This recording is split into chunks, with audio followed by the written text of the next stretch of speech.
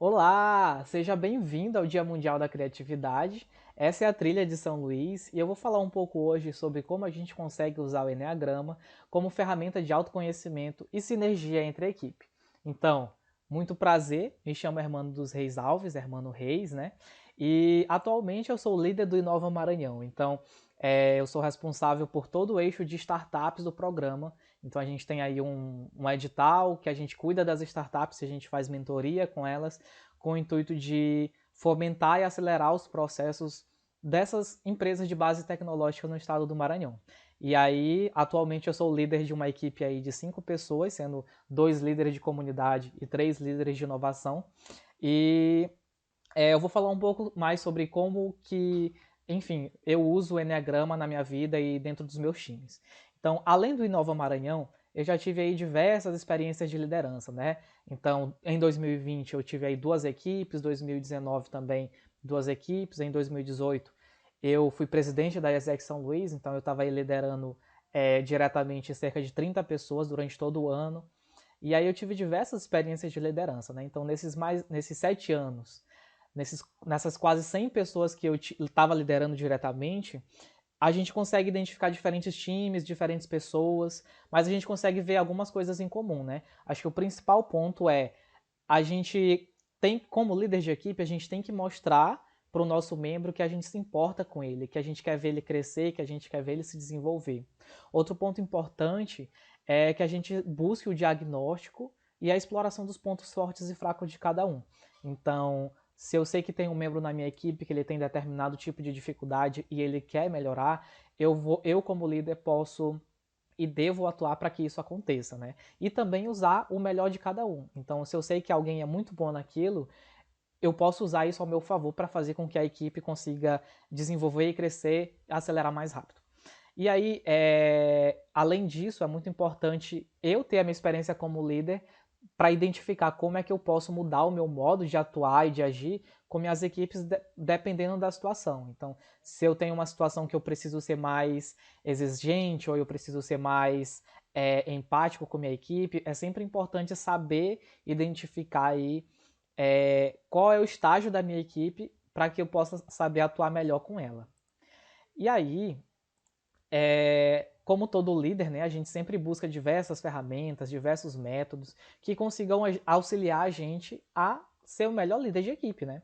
E além de todas essas ferramentas, frameworks, one-on-ones, job to be done, feedback constante, eu conheci o Enneagrama. E aí é por isso que eu vim fazer esse talk aqui com vocês. O Enneagrama é um sistema que busca caracterizar e relacionar diversas personalidades humanas aí, segundo uma evolução possível, né?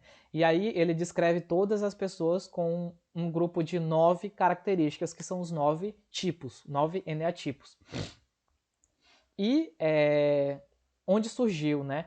A ideia do Enneagrama, ele não tem um registro muito confiável sobre a origem, mas acredita aí que há cerca de 5 mil anos atrás, na parte do Oriente do mundo, as civilizações mais tradicionais, como o sufismo, o judaísmo, eles pregavam isso, que as pessoas tinham um determinado tipo de personalidades, e isso era repassado oralmente, de família para família, de pai para filho. E hoje em dia isso já está muito mais documentado e já é mais espalhado pelo mundo, pelas pessoas de forma mais coesa, né? E aí eu trouxe aqui um ponto que a gente fala sobre essência e personalidade. Então é importante a gente entender um pouco disso, né? A nossa essência é aquela coisa divina, é o nosso verdadeiro eu, aquela coisa pura, iluminada, plena. E essa essência, ela é envolta pela personalidade. E aí, essa personalidade é todo o conjunto de crenças, de medos, de defesas, as compensações que a gente faz para se proteger do mundo, né? A gente quer sempre proteger a nossa essência do mundo, que é, enfim, perverso e pode causar muito mal se a pessoa não tiver uma personalidade forte. E é importante a gente entender isso, porque, né? A gente consegue usar o Enneagrama em diferentes contextos. Seja um contexto de negócios, por exemplo, onde eu consigo trabalhar com a minha equipe, entender quais são os tipos e como é que eu posso trabalhar isso em diferentes momentos.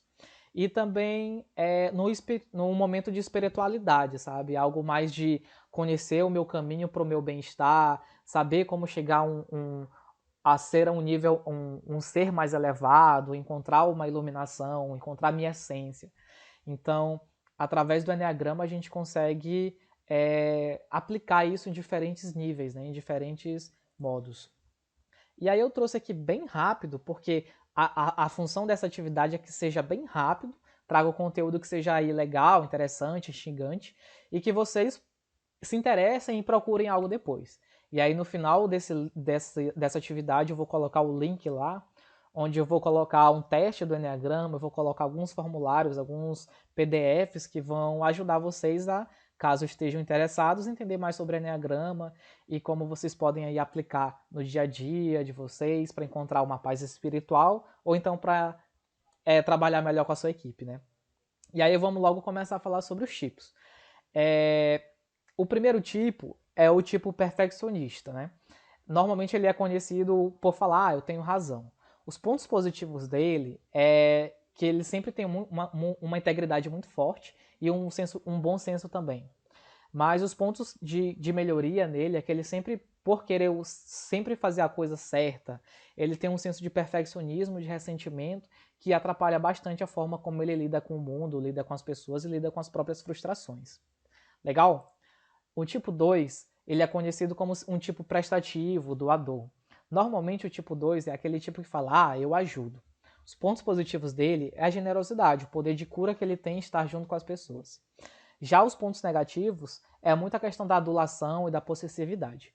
Então, é um tipo que ele é muito mais amigável, amoroso e sempre está querendo estar junto dos seus amigos. O tipo 3, ele é um tipo que é normalmente conhecido como executor, competitivo. Quando a gente sempre conversa com o tipo 3, ele sempre gosta de mostrar, eu tenho êxito nas coisas que eu faço. Os pontos positivos de um tipo 3 é justamente essa busca pela excelência que ele tem e a autenticidade que ele tem ao entregar as atividades dele e ao fazer as coisas que ele faz. O problema que isso causa é justamente buscar o sucesso a todo custo. Então, o tipo 3, às vezes, ele passa por cima de algumas pessoas, deixa a gente magoada, muito porque ele quer chegar naquilo que é o objetivo dele. O tipo 4 é um tipo que ele já é mais individualista, mais romântico. Ele costuma falar, eu sou diferente. E os pontos que mais se caracterizam de positivos do tipo 4 é justamente a criatividade e a intuição que eles têm. E os pontos negativos, os pontos de melhoria, é a questão da irritabilidade e da afetação que eles têm. Então, acaba que o tipo 4 entra numas paranoias internas normalmente, e isso faz com que às vezes ele possa afastar as pessoas, ou então ele consiga chamar as pessoas por conta dessa questão que ele é muito criativo, que ele é diferente. Então, é isso aí. Já o tipo 5 é um tipo que normalmente ele é observador, pensador. Por exemplo, a minha irmã é o tipo 5. E ele normalmente é caracterizado como eu sei. Eu sei isso aqui, eu estudei isso aqui.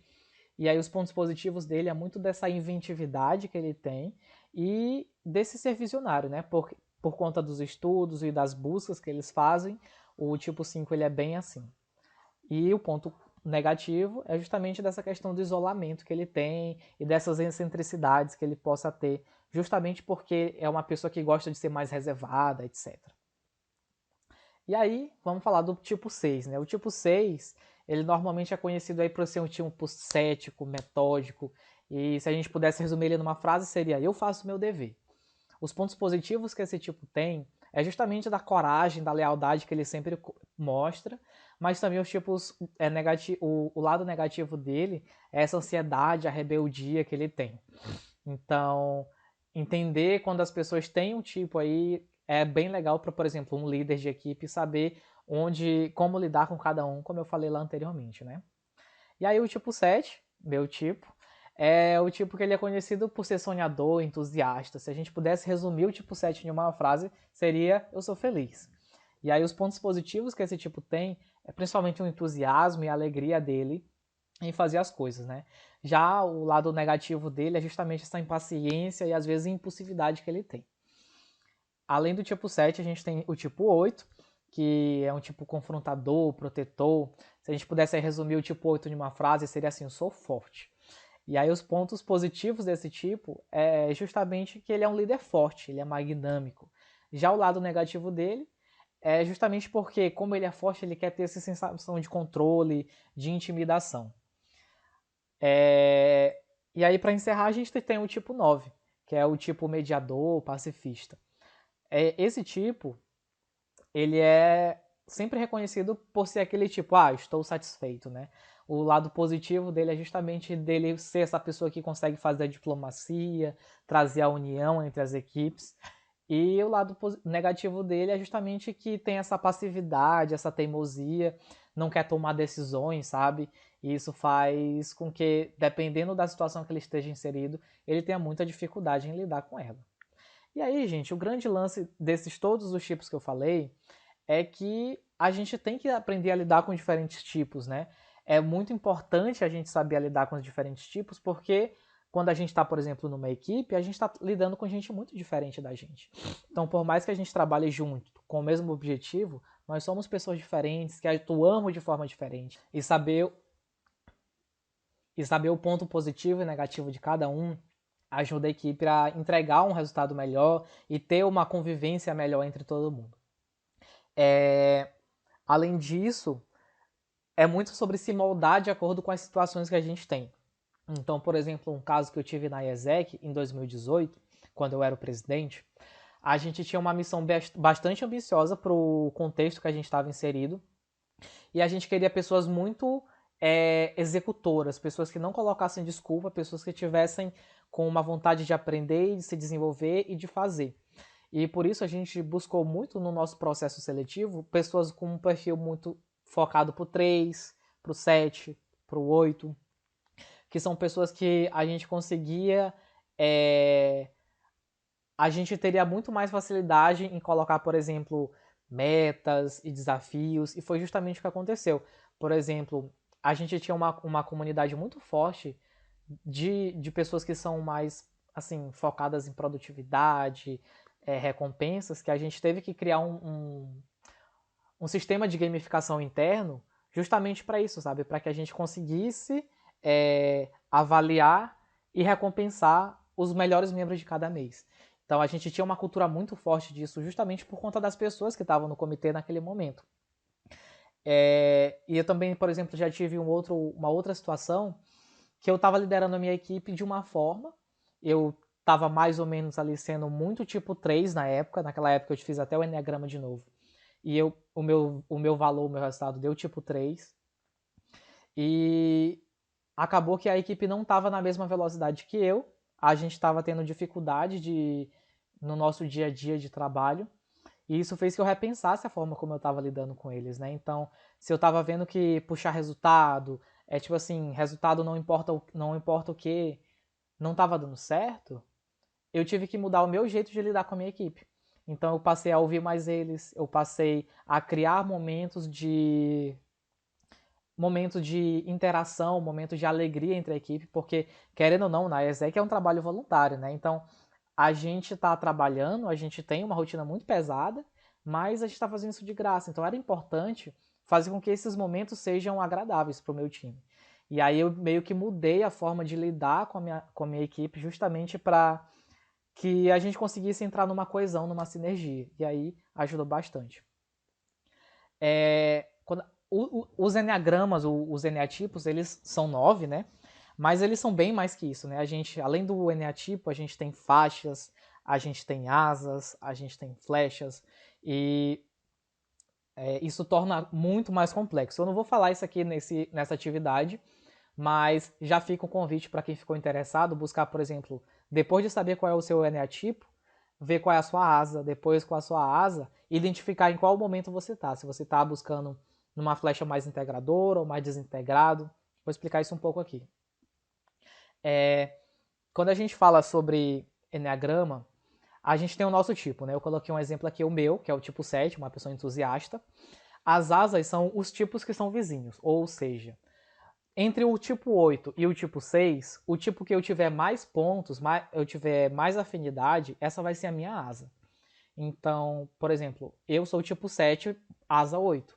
Então eu sou uma pessoa mais realista. Por mais que eu seja entusiasta, que são as características mais presentes no tipo 7, eu também pego umas características do tipo 8, de ser é, mais é, pragmático, mandão, assim, entendeu? Ser realista nas coisas que eu tô planejando.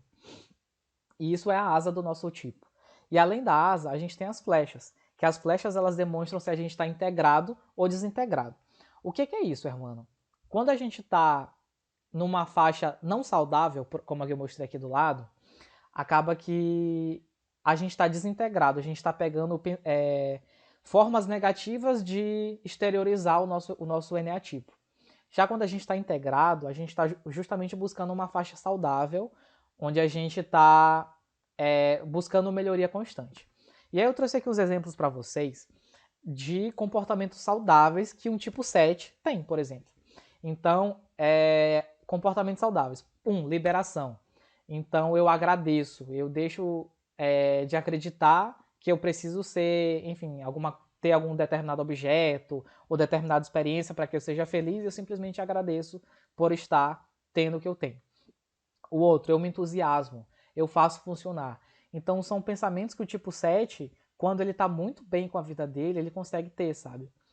Normalmente o tipo 7, ele tem isso aqui, que são os comportamentos normais. Ou seja, tem um olho maior que a barriga, ele tem aquela síndrome da lua de mel, né? De que ele tem muito medo daquele momento chegar, o momento final acontecer. E aí a gente sempre fica ocupado, animado, procurando aí fazer algumas coisas para se distrair e perder a concentração daquele foco. E, enfim, acontece muito com o tipo 7, né? Eu sou um tipo 7, então eu às vezes me sinto muito nisso aí. Também tem a questão do cheque especial, né? Então, que eles temem ser impossível ter tudo que eles acreditam que eles precisam, e eles ficam impacientes para tentar buscar aquilo que eles querem, sabe? Então, eles se tornam aí um materialista excessivo. São comportamentos normais que um tipo 7 possa ter. Você está se identificando? Talvez você seja um tipo 7, viu? E aí, comportamentos nocivos que um tipo 7 tem. Então, ele é viciado em adrenalina. Ele pensa que os atos dele possa trazer um sofrimento, uma questão de infelicidade. E aí eles começam a fazer coisas irresponsáveis e impulsivas para que aquilo gere aquele alívio temporário para solucionar o medo que eles têm, por exemplo. Ser maníaco compulsivo acontece, o tipo 7 pode perder o controle quando ele não está saudável, né? E ele também pode entrar em histeria. Então, o que eu estou querendo trazer aqui? É muito importante a gente entender quando a gente está passando por determinados momentos, determinadas situações. Porque a partir do momento que a gente vê, nossa, eu estou começando a criar esses tipos de comportamentos, então esses são comportamentos nocivos do que o meu tipo normalmente costuma apresentar. Logo, eu preciso me reencontrar, eu preciso pensar diferente, eu preciso mudar para que eu saia dessa faixa não saudável e busque ser mais saudável como pessoa, como meu tipo. E aí o grande ponto, né, gente? Não existe um tipo melhor ou pior de enneagrama. Tirem isso da cabeça de vocês. A ideia aqui é que a gente esteja em um momento de união, ou seja, a gente consiga lidar e a gente consiga trabalhar e a gente consiga estar sempre com tipos diferentes dos nossos, porque a gente se completa, né? Então imagina que terror seria uma equipe só de tipo 8, todo mundo mandão, querendo fazer as coisas, querendo ter um nível de hierarquia, de superioridade. Não ia dar certo. Da mesma forma que se a gente tivesse um time só de tipo 9, ia ser uma indecisão para tomar as decisões, né? O que você acha? E você, o que você acha? E acabava que não ia conseguir chegar numa decisão no tempo hábil, né? Então, o grande lance, o que é tão legal do Enneagrama é justamente da gente tentar mesclar ao máximo, deixar mais diverso possível o nosso time, né?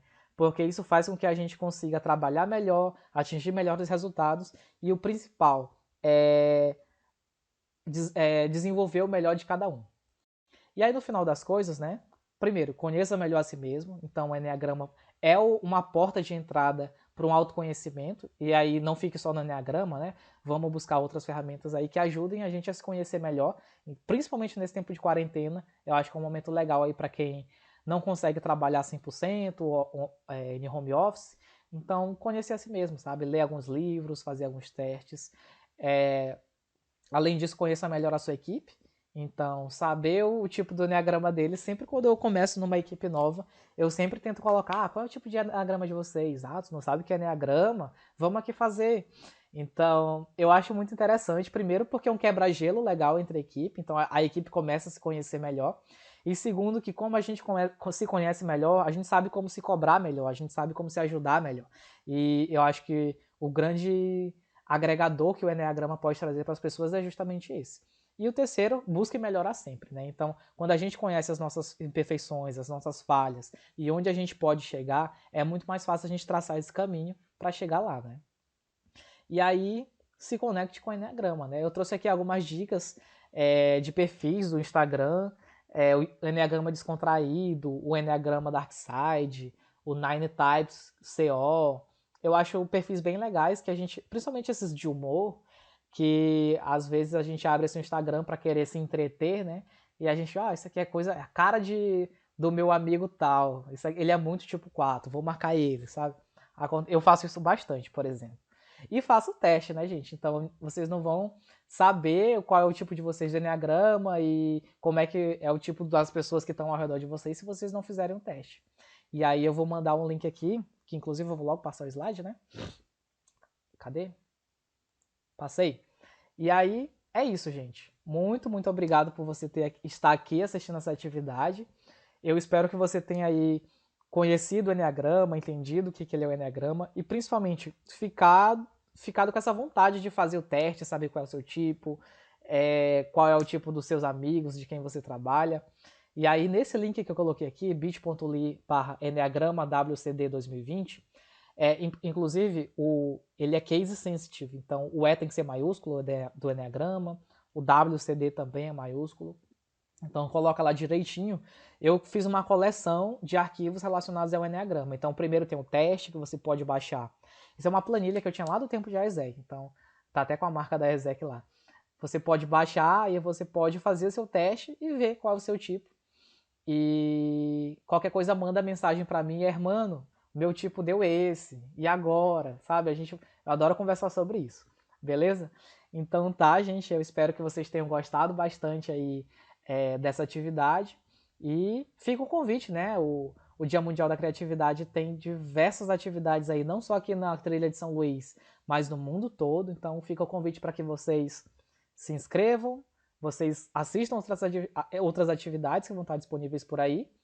E é isso. Qualquer coisa é só entrar em contato aqui comigo no meu Instagram ou no hermano.design que eu vou falar com vocês. Enfim, vai ser uma experiência bem legal. E é isso, gente. Tchau, tchau. Abraço.